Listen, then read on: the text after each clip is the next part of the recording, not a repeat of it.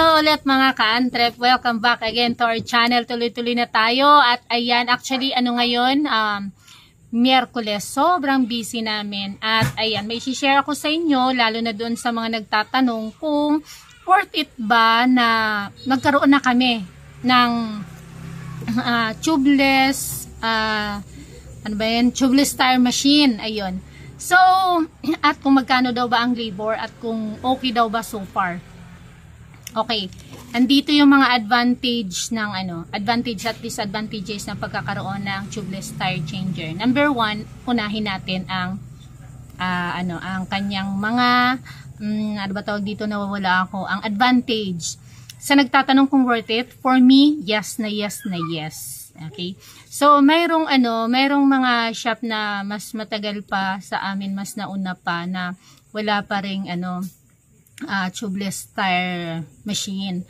So, for me, doon sa nagtatanong kung worth it pa, dahil sa price niya, yes, worth it siya. Kasi tinitingnan ko siya na hindi lang naman siya ngayon. Actually, ang tagal niyang mabawi ng puhunan, 81,000 ang puhunan. And then, ang labor kasi namin sa tubeless ay 100. And then, kung kung halimbawa, kung ang mekaniko ang gagawa, parang 70-30. 70 kanila, 30. Pero pag si Ray, yung asawa ko, is sa kanya lahat ng labor, 100. So, worth it siya dahil pang long term po siya. At the same time, it gives peace para sa mga customer at kumpiyansa at yung parang confidence sila at saka yung hindi sila mag-aalala doon sa mga mugs nila, sa rims nila at saka mas gusto talaga nila na sa tubeless machine siya ipagawa kasi nga iwas gasgas, 'di ba? Na vlog ko na 'yun about kung paano ang tubeless machine gamitin. Siya, iwas siya sa gasgas dito sa gilid and then UP, ayan. So napakalaking tulong niya plus mabilis pa siya. Mabilis, iwas gasgas, nagbibigay ng kumpiyansa sa mga customer. May sila, peace of mind na lalo na doon sa mga masiselan na talagang maiingatan ang kanilang mugs at nagpalakas siya ng aming mga tubeless tires. Yes, totoo po yun. Nagpalakas ng benta namin ng tubeless tire ang aming tubeless machine dahil nga syempre naiinganyo na yung mga customers na magpakabit or bumili dito sa amin at ipapakabit na rin kagad kasi may tubeless machine kami. So, it's an advantage kasi pa may nag-i-inquire, sinasabi ko kaagad, ang labor 100 po kasi may tubeless machine po kami. Pero kapag halimbawa baba mga tambutso, 150 yan pag likod. Pero pag hindi naman kailangan baba pa mga tambutso, may mga kasi may mga unit ng mga motor na binababa talaga yung tambutso kasi ang hirap pag hindi bababa. So, 100. Pag baba, 150. Pag harap, matic 100 lang siya. So, matagal siyang mabawi. Kasi according nga dun sa nakausap ko, parang nasa 1,000 plus na tires ang kailangan mong maliburan or maibenta para mabawi mo yung kapital. Pero depende po yun sa location. Depende po sa area. Kasi sa iba, alam ko hati talaga yan. Yung sa mekaniko at saka sa may-ari. Labor 100, 50-50. Pero sa amin, ginagawa lang namin parang 70-30 or 70-30. 30 sa amin, 70 sa mekaniko na bawas. So, ang nakafocus naman actually talaga sa pag-tubeless sa asawa ko kasi yung dalawa, focus naman din sa maraming sa mga pyesa, sa mga ginagawa. Medyo marami din kasing ginagawa. And then, doon sa sa tagal, matagal siya, upo, tapos parang iisipin mo na wala kang, pag inisip mo kasi siya na before ka bibili, matagal ako nakapag-desisyon yan kasi parang, kailangan ba yun? Kasi dati mano-mano lang kami. So, mano-mano, okay naman, nabibentahan, naiingatan, pero hindi talaga kasing ingat at kasing pulido, kasing perfect, kasing walang tatsa, nung may changer, may tubeless machine, 'di ba?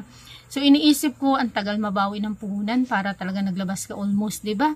So 81,000 kung i-cash mo, napakalaking kapital nun, tapos magkano lang ang tubo ng gulong, tapos sa labor ka kukuha, magkano lang, di ba? So, marami talaga tires mo nang maibenta mo at maikabit para mabawi mo siya.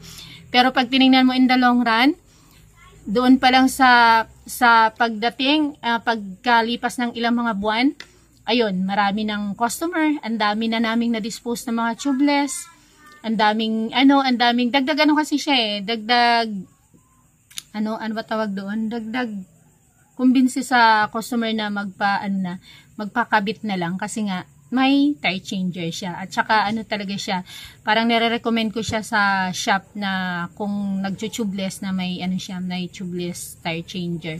Pero sa mga hindi naman, sa mga wala, okay lang naman, lalong-lalo na doon sa nagsisimula pa lang kasi ang disadvantage nga po nito, napakatagal mong mabawi ang iyong kapital na inilaan dyan. At napakatagal mong marami ka pang dapat na i-dispose na gulong bago mo mabawi ang iyong kapital. What if hindi ikaw na may-ari mismo ang nakakagawa? Kagaya dito sa amin, sa asawa ko, diba? Siya mismo ang gumagawa, kalimitan basta tubeless. So sa kanyang labor, paano kung doon sa 50-50 pa lang kayo? Halimbawa, may shop ka, may mekaniko, hindi ka marunong magkabit or gumamit, so yung mekaniko 50-50. Edi ang dami talagang gulong, medyo matagal talaga ang kanyang ROI niyan. Pero sa long term, okay naman. Kaya doon sa mga nag-aalangan pa, wag na muna, wag nyong madaliin kasi baka maapektuhan yung inyong operation. Halimbawa, instead na gulong yun, pan-dispose, pan-benta, wala na kayo mapang-purchase dahil na siya machine. May machine nga, wala ka nang maibentang gulong. Paano mo naman magagamit ang tubeless machine mo kung wala ka nang gulong na maibenta para sa iyong mga customers, 'di ba? So sa maka-afford at kailangan na, kagaya namin, kailangan na talaga namin kasi dumarami na yung aming mga customer na that time na tubeless, kahit na manu-manu pa lang kami. Ang daming mga scooter, ang daming mga tubeless na gumagamit ng mga motor, mga sniper, basta't mga naka-tubeless, ang dami na nila. So, yun, nag-decide na kami dahil kailangan na namin. Pero kung hindi pa kami dumating doon sa point na kailangan na, hindi pa ako mag-decide kasi nga, napakalaking pera nung pakakawalan mo. Lalong-lalo na kung ika-cash mo, napakalaking pera. So, baka nagkaroon ka ng tubeless machine, wala ka ng tires, pang-purchase ng tires dahil inilaan mo na sa tubeless machine. Pero kung sa nagtatanong sa estado namin ngayon kung worth it, yes, worth it po. Sulit siya para sa amin, para sa status ng aming shop ngayon. Pero kung hirap pa at hindi pa kaya, huwag nyo pong gamitin yung pera nyo na pang laman or ano ba tawag dito? Pang kapital, pang mga pyesa para sa tire changer. Kasi matagal mabawi ang kapital, matambay yung inyong pera. Wala na rin kayong pang bentang mga tubeless dahil napunta na sa tire changer. So, ayun po. Kaya sana nakapagbigay ito sa inyo ng idea. Hintay-hintay kung kailan parang malakas na at kaya na ng kapital. At yung kinakailangan na talaga ng mga customers ninyo. Okay, so worth it, advantages. Dumami ang customer, lumakas ang yung mga interior.